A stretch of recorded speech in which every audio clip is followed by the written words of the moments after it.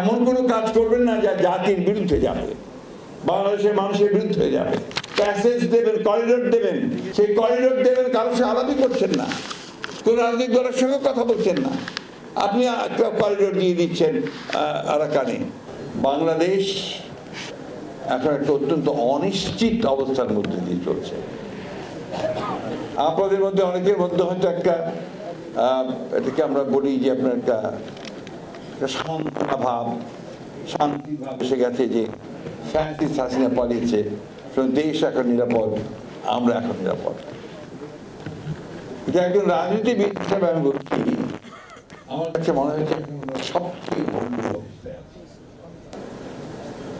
একদিকে হাসিনা, ফ্যাসিস্ট হাসিনা একটা রক্তাক্ত ছাত্র জনতার গণ অভ্যুত্থানের মধ্য দিয়ে তাকে পালিয়ে যেতে হয়েছে। অন্যদিকে আমরাই যাদেরকে আপনার অন্তর্বর্তীকালীন সরকারের দায়িত্ব দিয়েছি, তার মধ্যে একজন আছেন বিশ্ব বরেণ্য একজন নোবেল লরেট, যাকে পৃথিবীর প্রায় সবাই চেনেন, জানেন, শ্রদ্ধা করেন, সম্মান করেন, প্রফেসর কমিউনিউস। আছেন কিছু আপনার একাডেমিশিয়ানস, বিভিন্ন বিষয়ে পারদর্শী।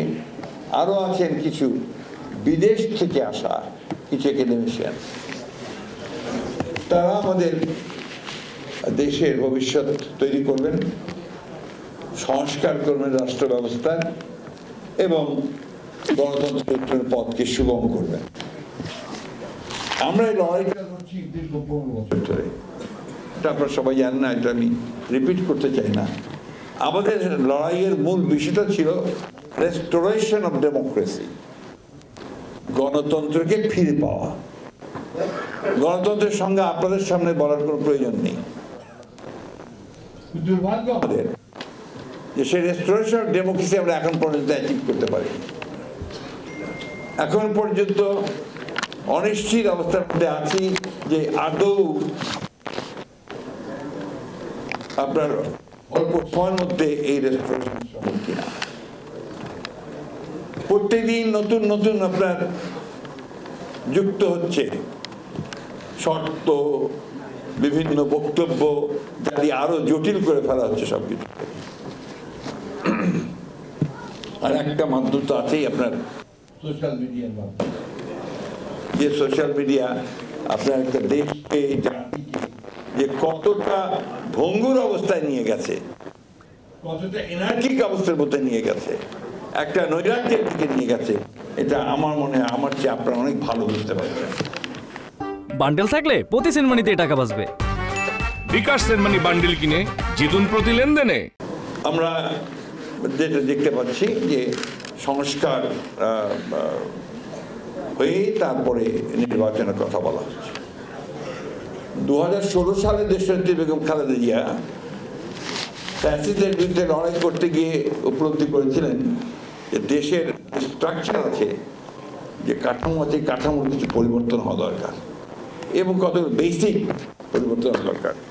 এবং সেই জন্যই তিনি, আপনাদের মনে আছে যে তিনি ভিশন 2030 দিয়েছিলেন সেই সময়, যার মধ্যে এখন আমরা যেগুলো শুনতে পাচ্ছি, জানতে পারছি, তার প্রায় অধিকাংশই ছিল দ্বিকক্ষ বিশিষ্ট পার্লামেন্ট, রাষ্ট্রপতি এবং প্রধানমন্ত্রীর আপনার ক্ষমতার ভারসাম্য রক্ষা করা, জুডিশিয়ারির আপনার সংস্কার করা, তার মধ্যে আপনার কমিশন তৈরি করা, ব্যুরোক্রেসি অর্থাৎ প্রশাসনের কে আবার ঢেলে সাজানো, আইন শৃঙ্খলা বাহিনীকে ঠিক করে সাজানো, ঢেলে সাজানো, এই বিষয়ে অনেকগুলো বিষয় ছিল আমাদের সেই আপনার ভিশন 2030-তে।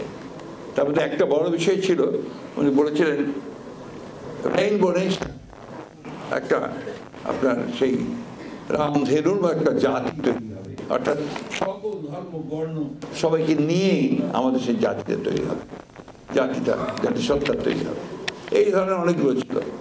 এবং ওটারও পরে দেশনেত্রী বেগম খালেদা জিয়া যখন আপনার কারাগারে চলে গেলেন আপনাদের সকলের সামনে দিয়েই, তারপরে 2022 সালে আমরা আমাদের নেতা ভারপ্রাপ্ত চেয়ারম্যান তারেক রহমান সাহেব তিনি উপলব্ধি করলেন যে আরো পরিবর্তন করা দরকার। তখন প্রথমে আমরা দলের পক্ষ থেকে 27 দফা দিয়েছি, এরপরে অন্যান্য দলগুলো যাদের সঙ্গে আমরা আন্দোলন করছিলাম তাদেরকে নিয়ে 31 দফা একটা সংস্কার কর্মসূচি আমরা দিই।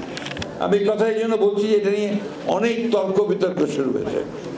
মনে হচ্ছে এই কথা হচ্ছে এমনভাবে শুনি, সরি, বারবার করে মনে হয় যে আমরা বোধহয় সংস্কারের বিরোধী বা সংস্কারের বাইরে, অথচ সংস্কারটা শুরুই করেছি আমরা।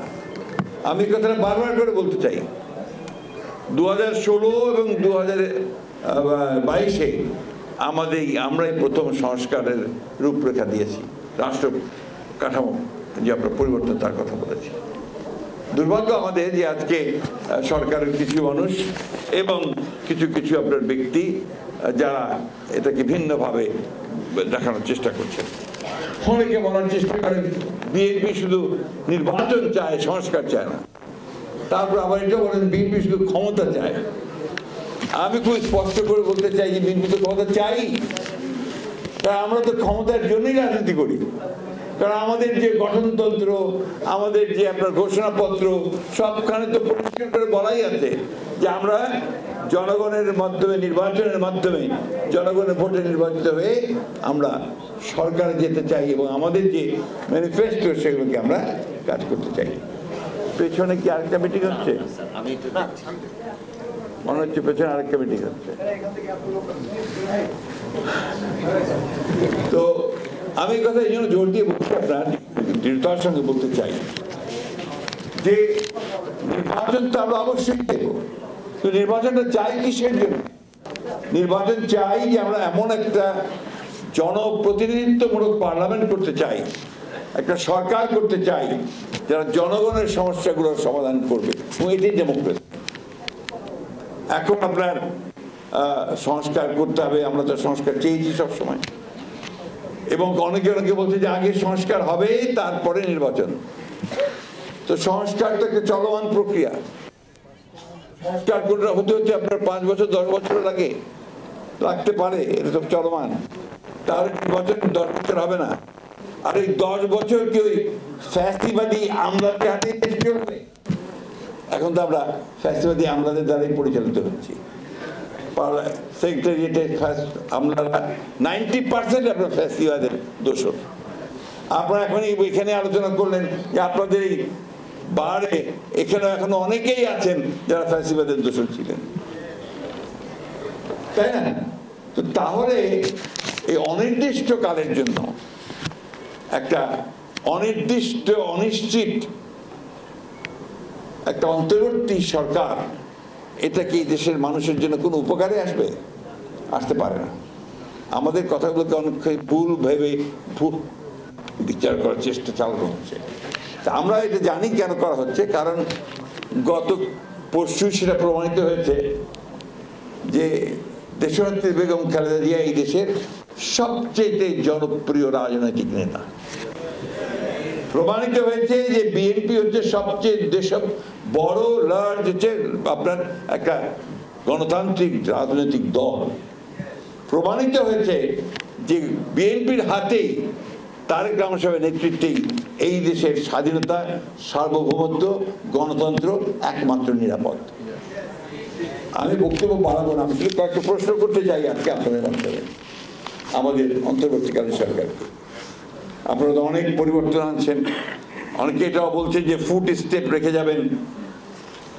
অর্থনীতির কি পরিবর্তন হয়েছে আপনারা ভালো করে জানবেন, বুঝবেন। আমার প্রশ্নটা ওই জায়গায়। ইনভেস্টমেন্টের কি হয়েছে? আমি আজকেই পত্রিকায় দেখলাম যে আপনার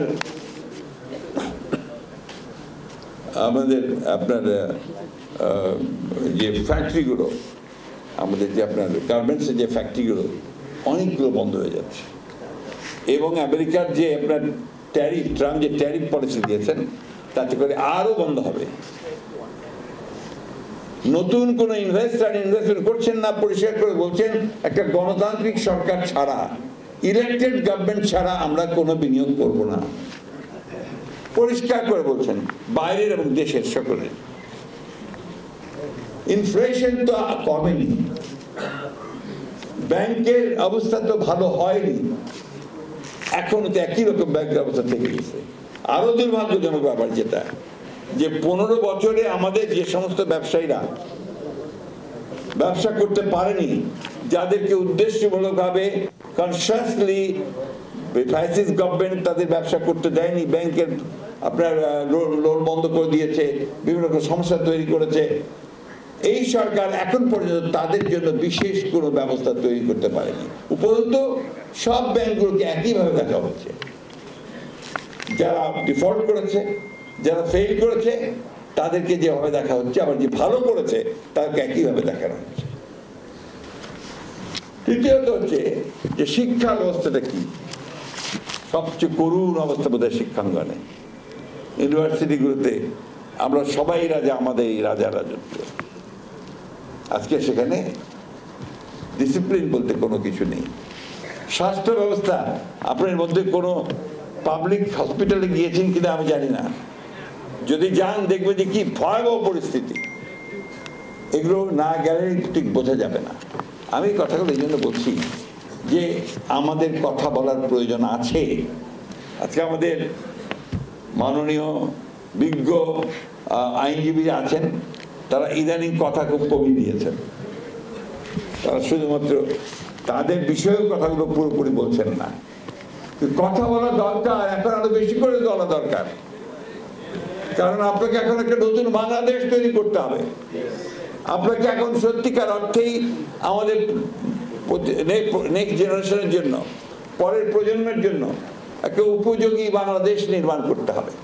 সেটা নির্মাণ করতে হলে কোথাও যেন ভুল না হয়, ইচ্ছাকৃতভাবে যেন ভুল তৈরি করা না হয়, গণতন্ত্রকে যেন ব্যাহত করা না হয়, সেই বিষয়গুলো আপনাদেরকেই লক্ষ্য রাখতে হবে।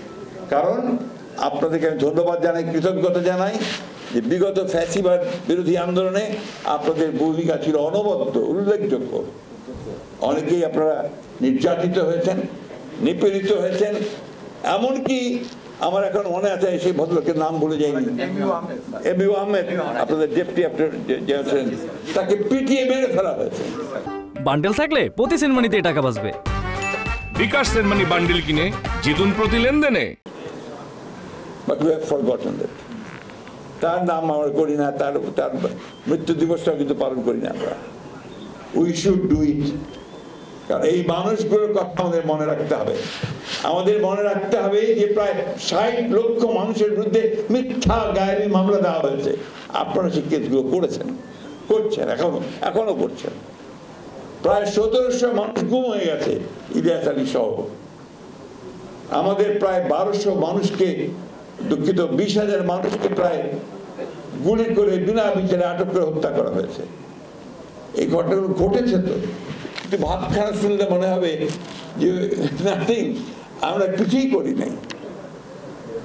এই বিষয়গুলো আমি আপনাদেরকে আজকে স্মরণ করে দিতে চাই যে এখন আপনাদের সময় এসেছে, বিশেষ করে এই যে মোহাম্মদ আলী সাহেব যে কজকে সামনে রেখে, যে উদ্দেশ্যকে সামনে রেখে লড়াই করেছিলেন এবং আপনারা সবাই তার সঙ্গে একসাথে লড়াই করেছেন, সে লড়াই স্থিমিত করলে চলবে না, সে লড়াইকে আরো উজ্জীবিত করতে হবে।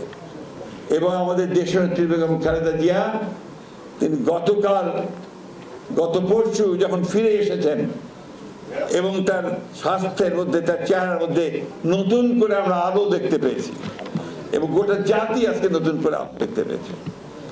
এই সময়টাকে হাত কাজে নিয়ে আমাদেরকে সামনের দিকে এগোতে হবে। আমি অন্তর্বর্তীকালীন সরকারের সাফল্য চাই, বারবার বলছি, আমরাই তাদেরকে বসিয়েছি, কিন্তু এমন কোনো কাজ করবেন না যা জাতির বিরুদ্ধে যাবে, বাংলাদেশের মানুষের বিরুদ্ধে যাবে। এমন কোনো কাজ করবেন না যেটা বাংলাদেশের মানুষের জন্য উপযোগী হবে না। আজকে এমন কাজ করছেন যে বাংলাদেশের মানুষ কিছুই জানে না। প্যাসেজ দেবেন, করিডোর দেবেন, সেই করিডোর দেবেন, কারোর সাথে আলাপই করছেন না, কোন রাজনৈতিক দলের সঙ্গে কথা বলছেন না। আপনি একটা করিডোর দিয়ে দিচ্ছেন আরাকানে, যে আরাকান আর্মি কোনো গভর্নমেন্টই নেই, কোনো এন্টিটি নেই। যদি দেওয়ার প্রয়োজন হয় 100 বার দেব, মানবতাকে যে সাহায্য করতে হয় সাহায্য করব, কিন্তু আপনি তো দেশের জনগণকে নিয়ে সেটা করবেন। রাজনৈতিক দলগুলোর সঙ্গে আলোচনা করে করবেন, কোনো আলোচনা করা হয়নি। এবং এখন দেখা যাচ্ছে তাদের যে দায়িত্বপ্রাপ্ত যিনি আছেন তিনি অনেক কথা বলছেন। তার মধ্যে একটা কথা গতকাল বলেছেন যে সে যেই থাক ইসের পাশে, বর্ডারের পাশে, তার সঙ্গে আমাদের আলোচনা করতে হবে। তো তার সঙ্গে আলোচনা করতে পারেন, আর দেশের মানুষের জনগণের সঙ্গে আলোচনা করতে পারেন না? আলোচনাটা করেন। আমরা তো দেশের স্বার্থে, স্বাধীনতার স্বার্থে, গণতন্ত্রের স্বার্থে, সার্বভৌমত্ব রক্ষার স্বার্থে আমরা কখনোই তো বাধা নয়, বরং যে আমরা সামনে এসে দাঁড়াবো। প্রাণ তো আমরাই দেই, লড়াই তো আমরাই করি। তো সেই জায়গায় অনুরোধ করব, দয়া করে বাংলাদেশের মানুষকে আন্ডারস্টিমেট করবেন না। এখানে কিছু কিছু পণ্ডিত, আপনার একাডেমিশিয়ান সবাইকে বসে যদি মনে করেন যে ইম্পোজ করে দিতে পারবেন কোনো কিছু যেটা এই দেশের মানুষের পক্ষে যাবে না, সেটা কোনোদিনই করতে পারবেন না। আমি আপনাদেরকে ধন্যবাদ জানাতে চাই। অতীতে আপনারা লড়াই করেছেন দেশের জন্য, মানুষের জন্য, গণতন্ত্রের জন্য। আপনারা লড়াই করেছেন সত্যের জন্য, সত্য প্রতিষ্ঠার জন্য। আপনারা লড়াই করেছেন আপনাদের বিচারালয়ের, বিচার বিভাগের স্বাধীনতার জন্যে। ভবিষ্যতেও আপনারা আপনাদের সেই সুনাম অক্ষুণ্ণ রাখবেন এবং দেশের গণতন্ত্রের জন্য আমরা দ্রুত আপনার ট্রানজিশন হতে পারে, আমরা ফিরে যেতে পারি, সেই জন্য আপনারা আপনাদের ভূমিকা অক্ষুণ্ণ রাখবেন।